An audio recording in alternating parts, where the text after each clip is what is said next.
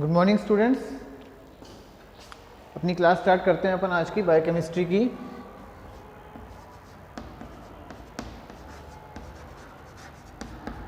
BSc part 2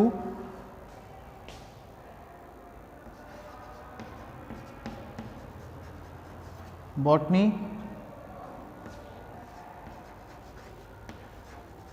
paper 2 unit 3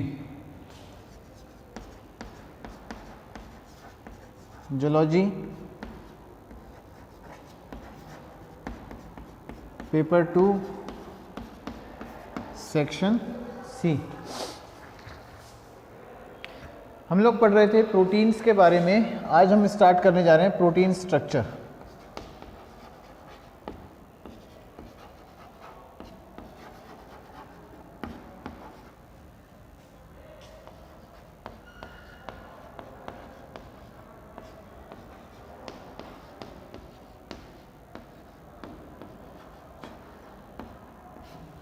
protein की संरचना, ठीक है।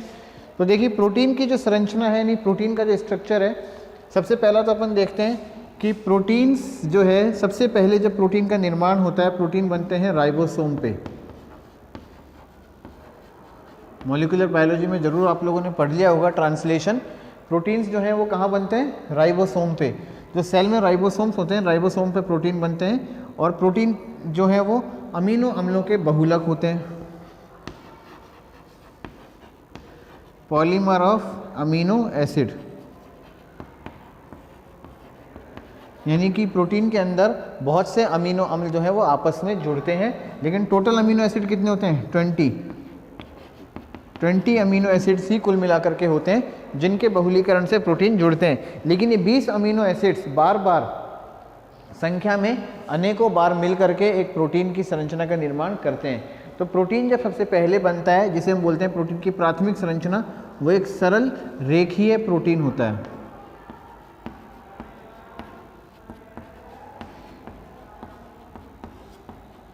सरल रेखीय प्रोटीन होता है, इसे हम बोल सकते हैं सिंपल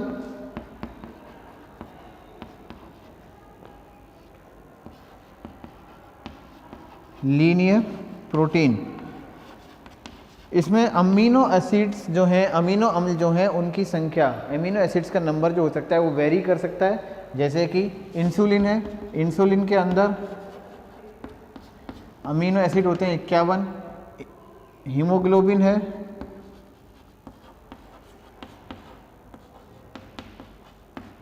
हीमोग्लोबिन जो है, इसके अंदर अमीनो एसिड्सों की संख्या होती है 574। तो अलग अलग प्रोटीनों के अंदर अलग अलग अमीनो अम्ल जो हैं अलग, मतलब विभिन्न संख्या के अंदर उपस्थित होते हैं। डिफरेंट प्रोटीन्स में different number of amino acids जो हैं वो प्रेजेंट होते हैं, ठीक है ना। जो सिंपल प्रोटीन जिसकी हम बात कर रहे हैं, ये क्या होता है? Polypeptide of amino acid.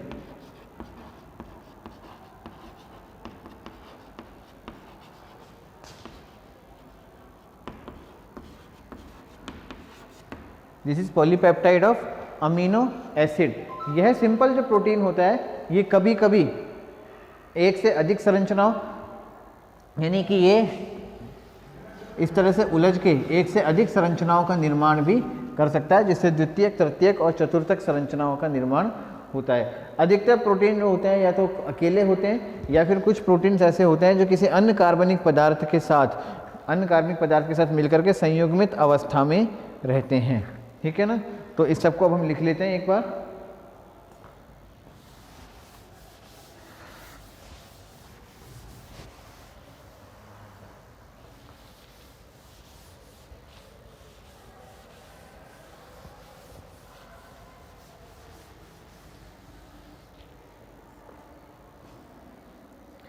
Protein amino अम्लों से बनी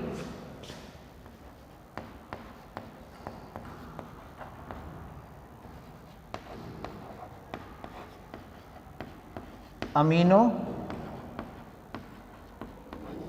अम्लों से बनी प्रोटीन अमीनो अम्लों से बनी सीधी श्रृंखला से निर्मित होते हैं।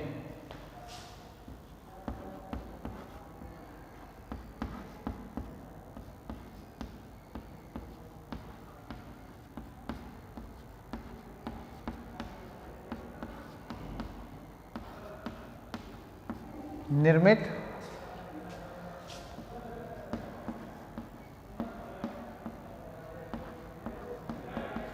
होते हैं, सीधी श्रृंखला से निर्मित होते हैं। विभिन्न प्रोटीनों में अमीनो अम्लों की संख्या में काफ़ी भिन्नता होती है।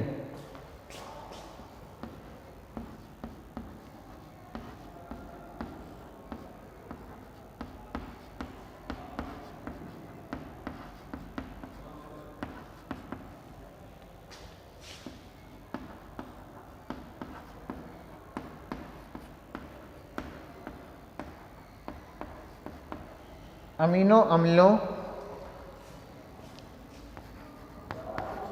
की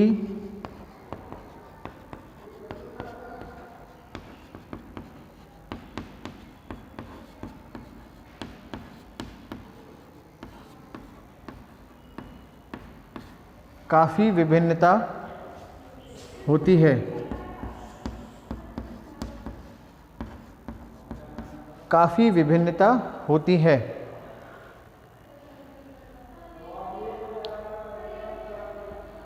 उदाहरणतः इंसुलिन में 51 अमीनो अम्ल होते हैं।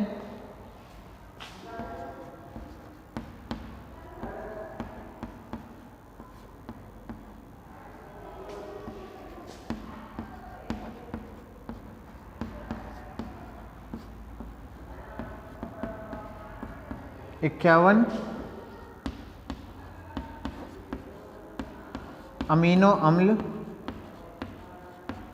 होते हैं।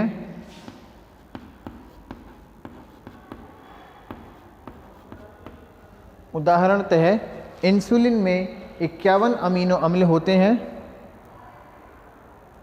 जबकि हीमोग्लोबिन में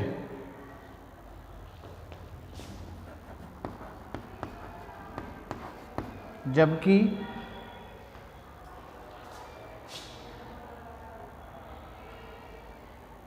हीमोग्लोबिन में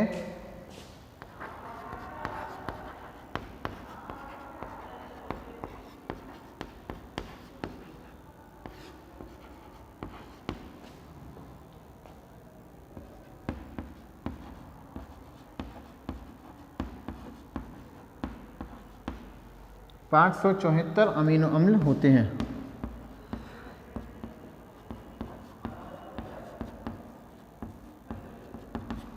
हीमोग्लोबिन में 574 अमीनो अम्ल होते हैं।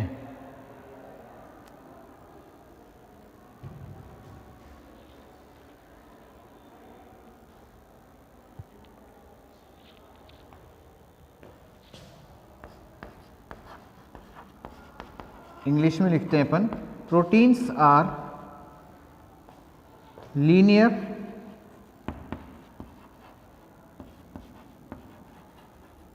Chain made up of amino acids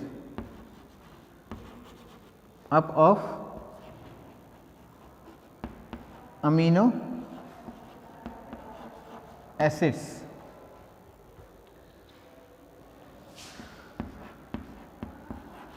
Number of amino acid varies in different proteins.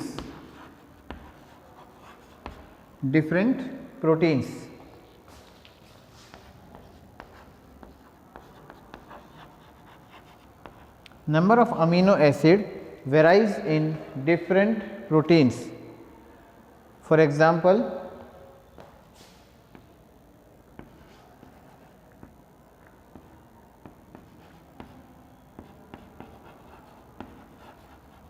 in insulin 51 amino acids are present,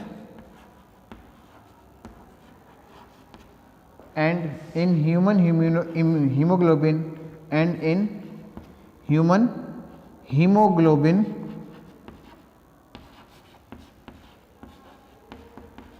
hemoglobin 574 amino acids are present.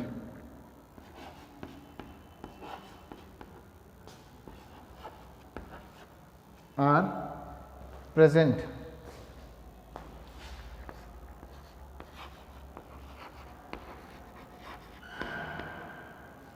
Five hundred and 74 amino acids are present.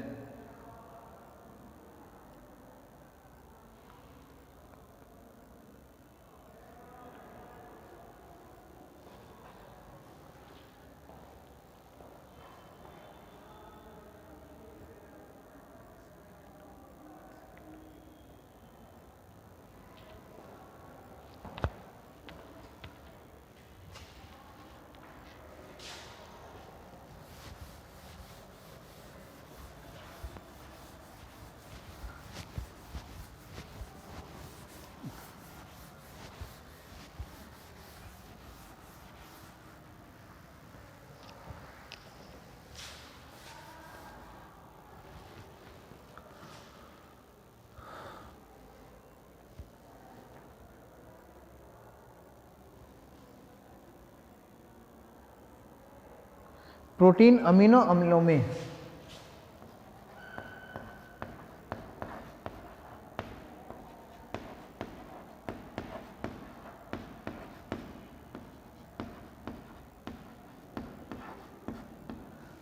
Amino अम्लों के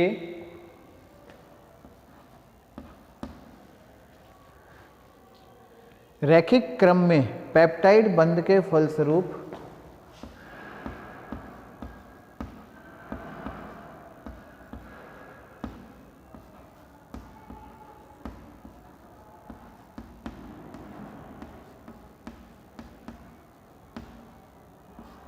peptide बंध के फल स्वरूप बनते हैं।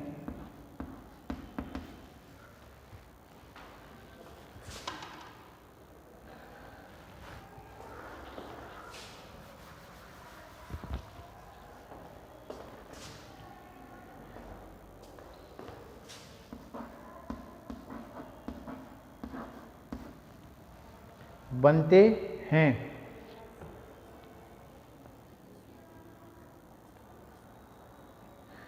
किंतु polypeptide में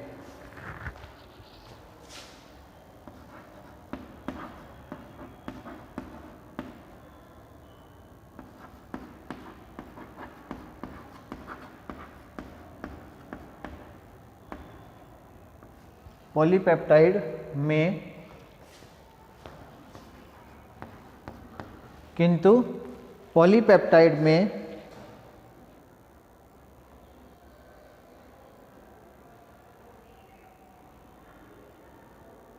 amino अम्ल के अवशेषों के विभिन्न समूह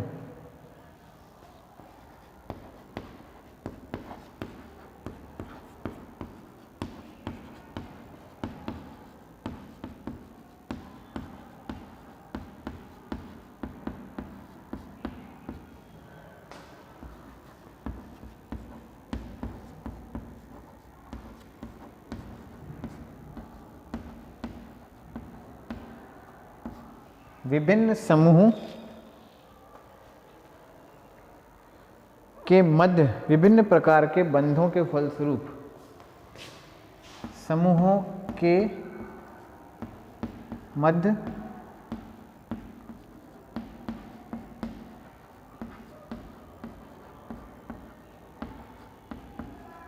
विभिन्न प्रकार के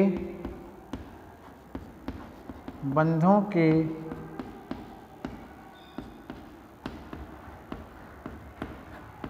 फलस्वरूप विभिन्न प्रकार के बंधों के फलस्वरूप इनका त्रि-आयामी स्वरूप बनता है।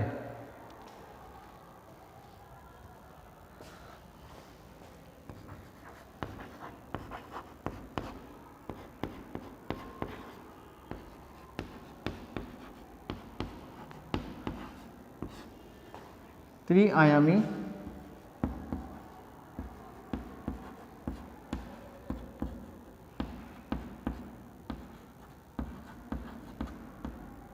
बनता है।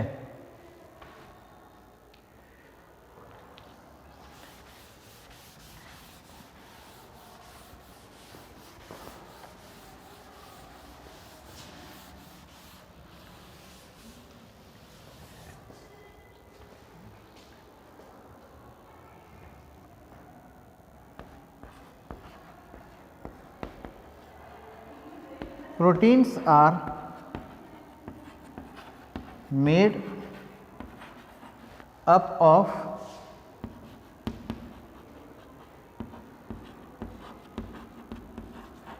amino acids which are bonded by peptide bond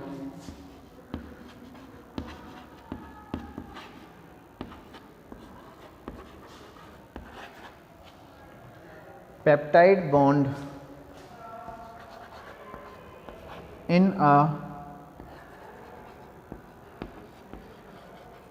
linear arrangement.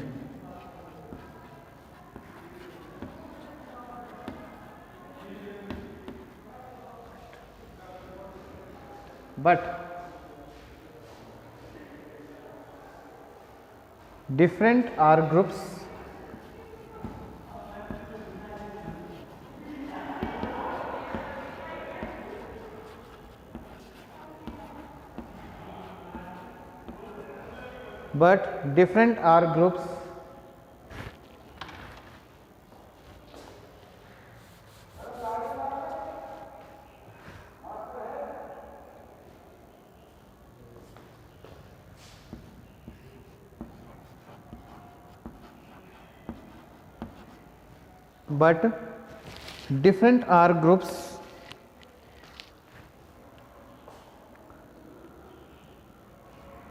present on the amino acid residues in the polypeptide chain, present on the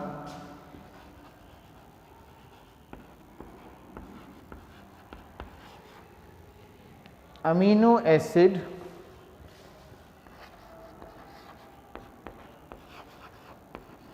residues in a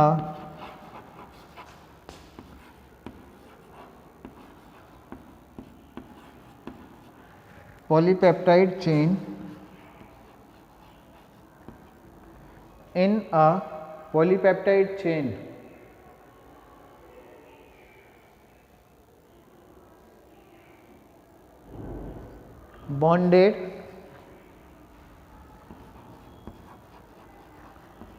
bonded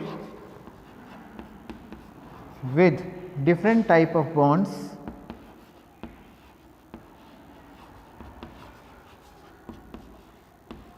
types of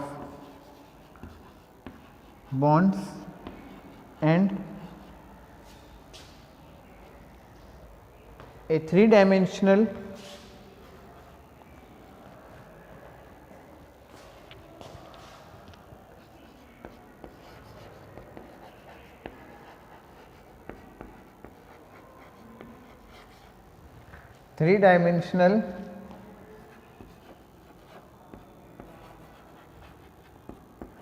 structure and a three-dimensional structure of protein is obtained,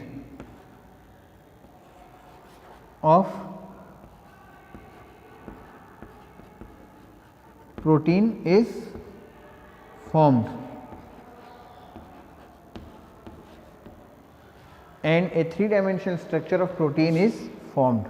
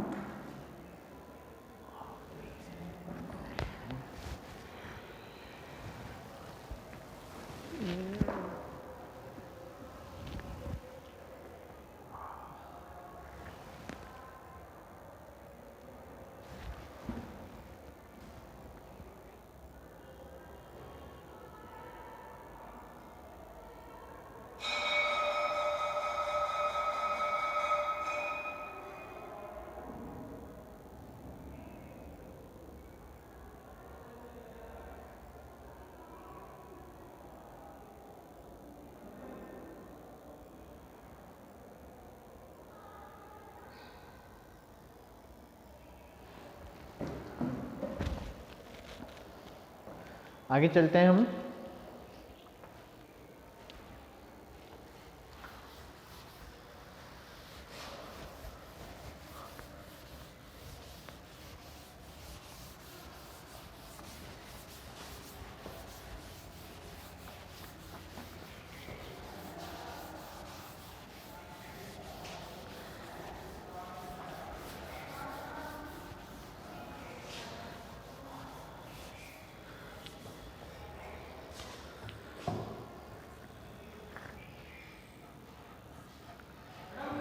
protein संरचना को 4 स्तरों के द्वारा समझा जा सकता है।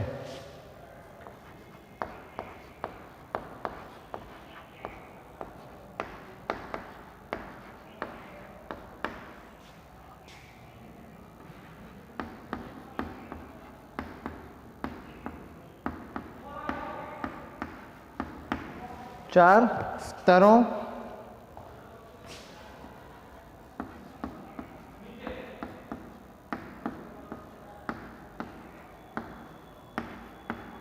के द्वारा समझा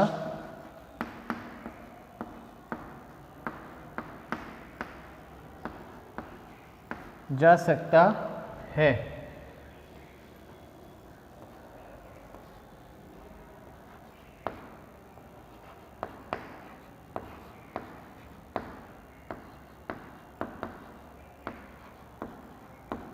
प्राथमिक संरचना,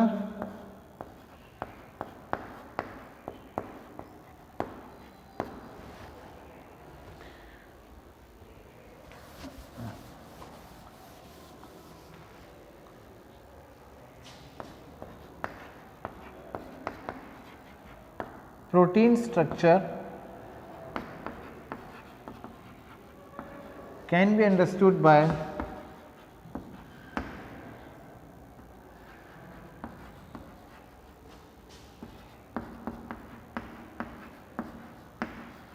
four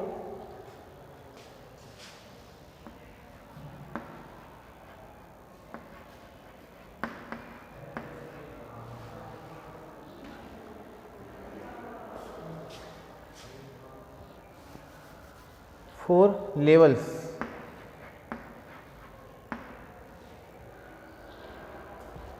पहला कहलाएगा प्राथमिक संरचना,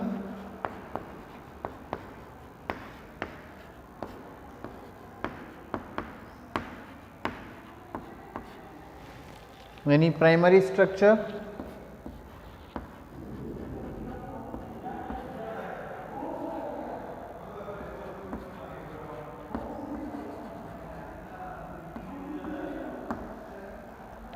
दूसरा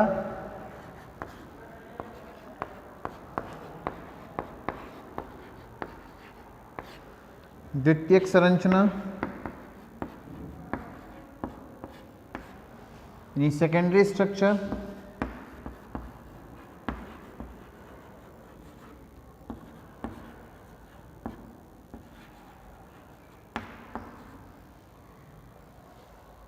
तीसरा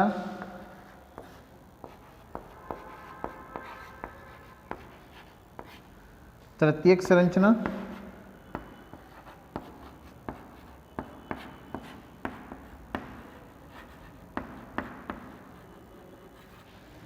यानी टर्शियरी स्ट्रक्चर।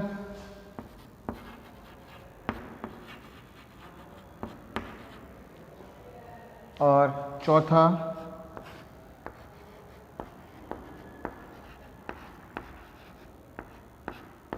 चतुर्थक संरचना, यानी क्वाटरनरी स्ट्रक्चर। क्वाटरनरी स्ट्रक्चर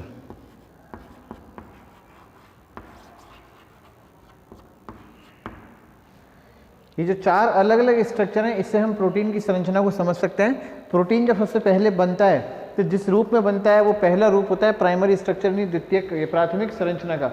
उसके बाद उस प्रोटीन के अंदर फोल्डिंग होती है, वलय बनते हैं, विभिन्न प्रकार के बंधों का निर्माण होता है प्रोटीन की खुद की श्रृंखला में, यानी कि प्रोटीन की खुद की चेन के अंदर फोल्डिंग हो जाती है। और डिफरेंट टाइप के बॉन्ड्स बन जाते हैं तो बनता है सेकेंडरी स्ट्रक्चर, और ज़्यादा बॉन्ड फॉर्मेशन होती है तो उससे बनता है टर्शियरी स्ट्रक्चर, और एक से अधिक पॉलीपेप्टाइड श्रृंखलाएं जब आपस में मिलकर एक जटिल प्रोटीन संरचना का निर्माण करती हैं तो वो कहलाता है चतुर्थक संरचना। जब more than one polypeptide chains arrange to form a complex structure of protein, then this is known as quaternary structure। तो इस तरह से प्रोटीन की श्रृंखलाओं का निर्माण होता है, प्रोटीन की संरचना का निर्माण होता है। अब हम एक एक करके इन चारों संरचनाओं के बारे में पढ़ेंगे। ये चारों संरचनाएं एक दूसरे से अलग नहीं है। सबसे ज़्यादा इंपॉर्टेंट बात ध्यान रखने की ये है कि ऐसा नहीं है कि चारों संरचनाएं एक दूसरे से अलग हैं, इसलिए मैंने लिखाया था 4 स्तर हैं, ये 4 लेवल हैं।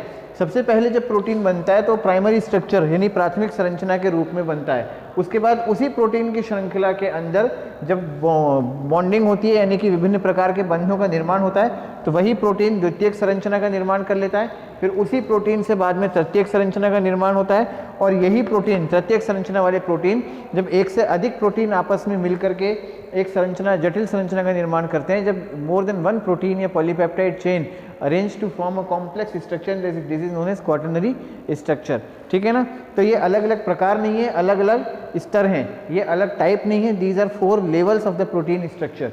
तो हम सबसे पहला लेवल पढ़ेंगे प्राथमिक संरचना।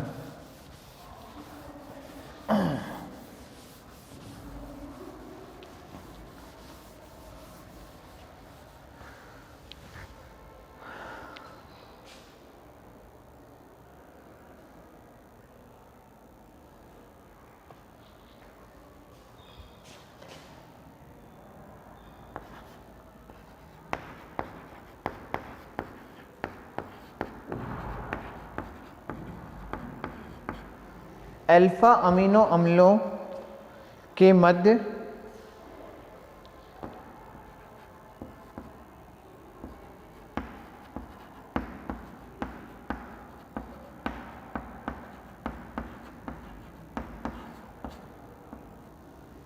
सहसंयोजी बंधों से निर्मित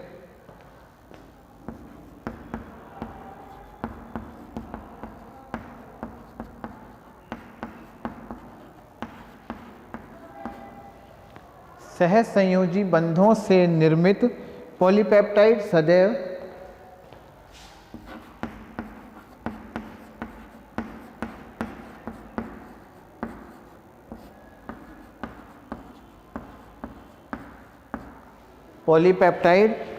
सदैव सीधी श्रृंखला होती है।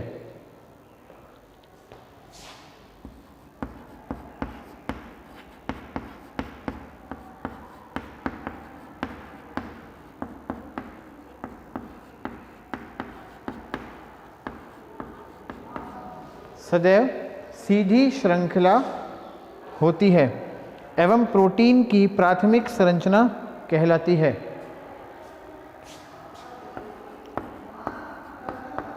एवं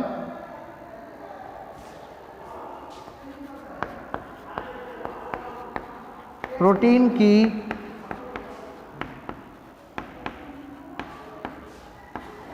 प्राथमिक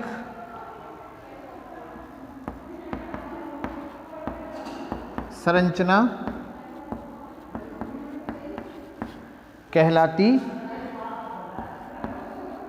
है।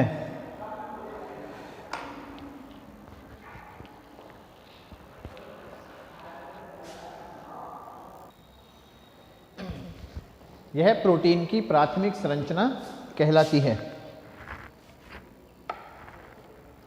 ये विशेष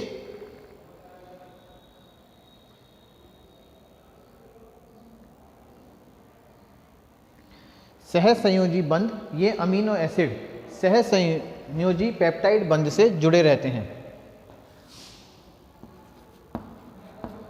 यह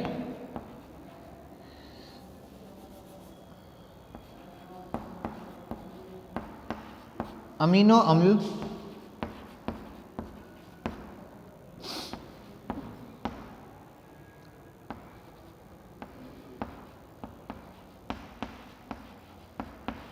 सहसंयोजी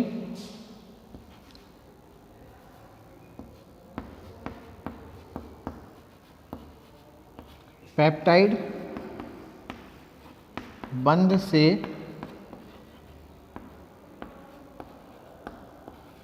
जुड़े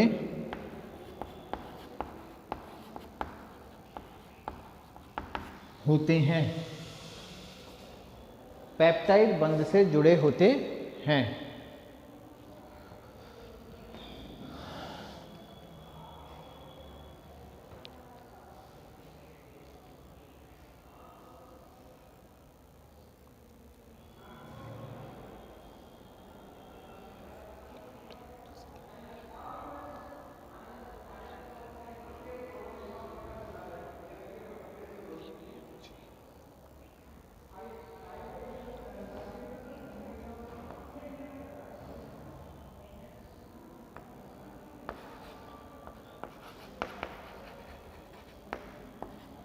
Alpha amino acids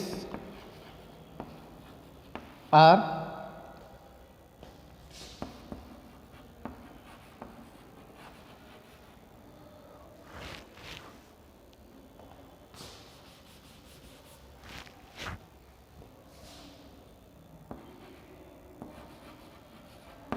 covalently linked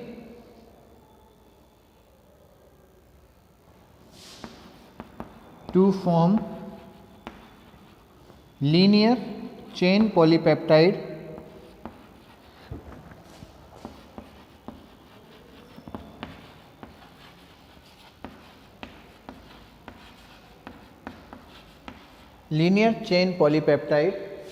and this structure is known as primary structure,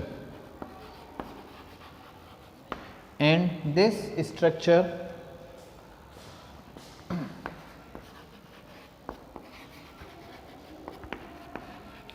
is known as primary structure. Primary structure.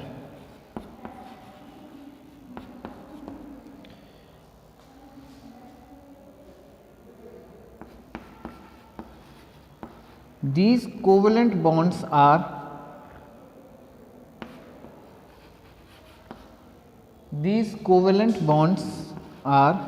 peptide bonds.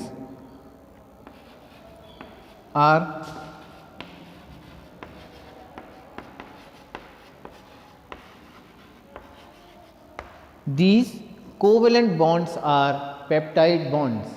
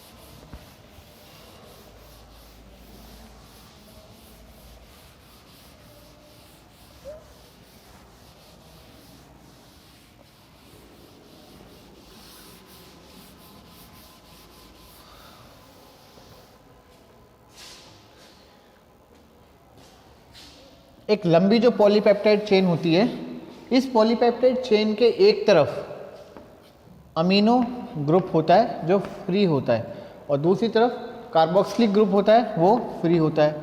हमने स्ट्रक्चर के अंदर भी देखा था। अगर हम बात करें C R C O N H सी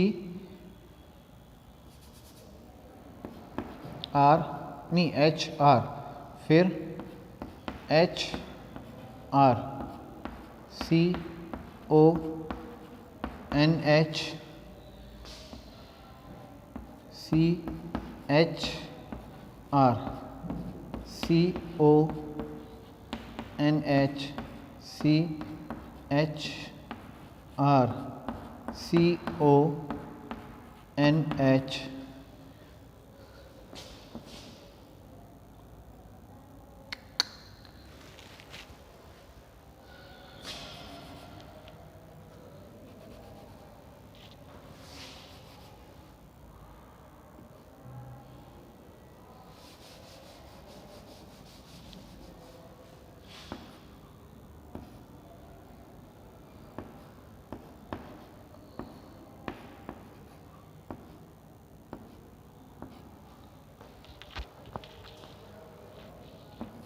CH नहीं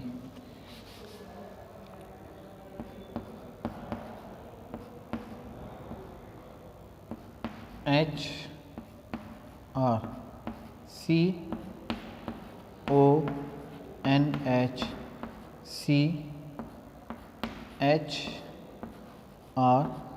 CHRCOOH,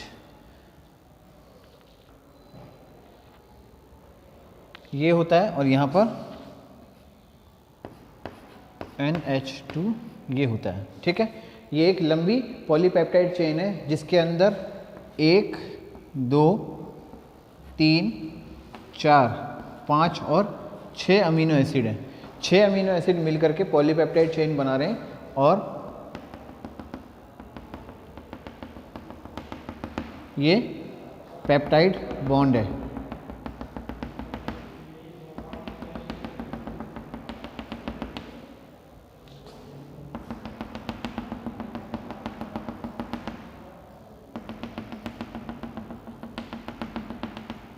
ये पेप्टाइड बॉन्ड है। ठीक है, ये सारे पेप्टाइड बॉन्ड लीनियर होते हैं, यानी कि एक ही प्लेन के अंदर ये पेप्टाइड बॉन्ड जो है उपस्थित होते हैं। ये और ये एक ही प्लेन में होते हैं। ठीक है, एक ही तल में होते हैं। अब एक जो पॉलीपेप्टाइड चेन है उसके एक सिरे पर NH2 ग्रुप अमीनो समूह फ्री है, जैसे कि मैंने ऊपर एक लंबी चेन बना के दिखा दिया। यहाँ पर दूसरी तरफ कार्बोक्सिलिक ग्रुप यानी कार्बोक्सिलिक समूह फ्री है। तो जहाँ पर NH2 समूह फ्री होता है वो हिस्सा कहलाता है N टर्मिनस, वो हिस्सा कहलाएगा N टर्मिनस या N छोर या अमीनो टर्मिनस, या इसको हम बोल देंगे अमीनो टर्मिनस। इसको हम बोल देंगे N छोर या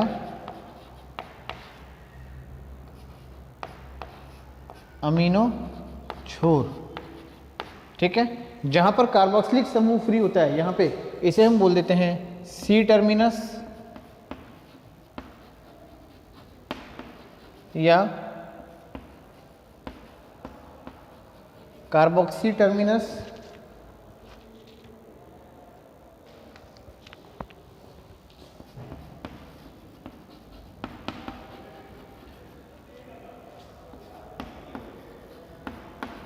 C छोर या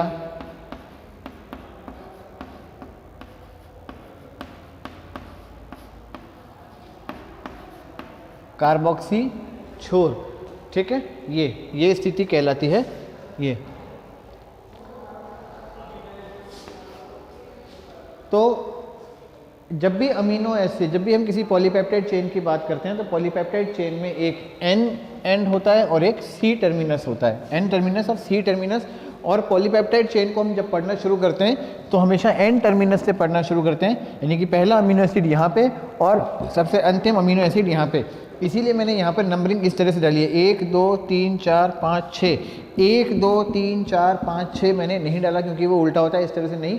पहला अमीनो एसिड हमेशा N टर्मिनस की तरफ होता है और जो अंतिम अमीनो एसिड होता है वो हमेशा C टर्मिनस की तरफ होता है। यानी कि अमीनो एसिड का जब सीरियल नंबर दिया जाता है तो हमेशा N टर्मिनस से स्टार्ट किया जाता है। अमीनो अम्लों को जब क्रम संख्या दी जाती है तो N छोर से दी जानी शुरू की जाती है। ठीक है, ये हो गई बात, यानी कि अमीनो अम्लों की गिनती N छोर से प्रारंभ होती है। और एक प्रोटीन के अंदर ये जो अमीनो एसिड पाए जाते हैं ये अमीनो एसिड विभिन्न हो सकते हैं, इनकी संख्या भी अलग अलग हो सकती है। होते केवल 20 ही हैं लेकिन इनकी संख्या और इनका क्रम अलग अलग हो सकता है। अमीनो अम्लों की संख्या और उनका क्रम हर प्रोटीन के अंदर अलग अलग होता है और इसीलिए हर प्रोटीन जो है संरचना में एक दूसरे से अलग अलग होता है। इसीलिए प्रत्येक प्रोटीन की जो संरचना है वो हमेशा किसी अन्य प्रोटीन से अलग अलग यानी कि भिन्न होती है। तो ये था हमारा प्राथमिक संरचना यानी प्राइमरी स्ट्रक्चर। इस पॉइंट को हम लोग हमारी नेक्स्ट क्लास के अंदर लिख लेंगे।